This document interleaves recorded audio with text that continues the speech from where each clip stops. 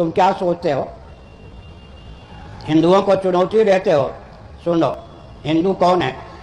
और एक देहरादून में वैज्ञानिक ने पूछा और कहा, हिंदुओं में कोई दमखम है क्या? हम जो कुछ करते हैं गंगा को बांधने का, गंगा को विलुप्त करने का, कौन हाथ पकड़ सकता है? तो हमने कहा तुम हिंदुओं को जानते नहीं। पृथ्वी हिंदू है, जल हिंदू है, तेज हिंदू है, वायु हिंदू है, आकाश हिंदू है। प्रथम हिंदू का नाम ब्रह्मा है। वैदिक सिद्धांत का अनुपालन करके पृथ्वी बनती है, वैदिक सिद्धांत का अनुपालन करके जल बनता है, वैदिक सिद्धांत को मानने वाला तेज है, वैदिक सिद्धांत को मानने वाला पवन है, वैदिक सिद्धांत को मानने वाला आकाश है, वैदिक सिद्धांत को मानने वाली भगवती प्रकृति माया शक्ति है, वैदिक सिद्धांत को ख्यापित करने वाले श्रीमन नारायण है। वैदिक सिद्धांत की रक्षा के लिए भगवान का अवतार होता है।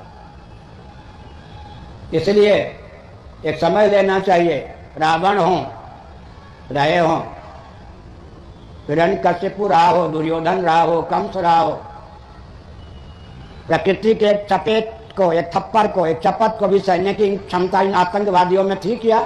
आज भी जितने आतंकवादी हैं, प्रकृति एक मीठे चपत भी लगा दे तो सहने में समर्थ है क्या? गंगा जी ने छोटा सा क्या चपेटा लगा दिया, कहां पर? केदारनाथ में। होश ठिकाने हो गए। प्रकृति के एक मीठे चपत को भी सहने की क्षमता है क्या? ये जो लोग कहते हैं हिंदू दुर्बल हैं, बाहर से दुर्बल परिलक्षित होते हैं, लेकिन हिंदू किसको कहते हैं? वैदिक सिद्धांत के अनुपालक को। पृथ्वी किस सिद्धांत का पालन करती है? जिस सिद्धांत के आधार पर पृथ्वी की संरचना हुई है वो वैदिक सिद्धांत है। जिस सिद्धांत के आधार पर पृथ्वी टिकी हुई है वो वैदिक सिद्धांत है। समय आने पर जिस सिद्धांत के आधार पर पृथ्वी का संहार होता है वो वैदिक सिद्धांत है। किस सिद्धांत की रक्षा के लिए भगवान का अवतार होता है? मनवादी धर्म शास्त्र सम्मत वैदिक सिद्धांत की रक्षा के लिए भगवान का अवतार होता है। इसलिए हिंदुओं को, सनातनियों को, वैदिकों को, आर्यों को कोई दुर्बल मत समझे।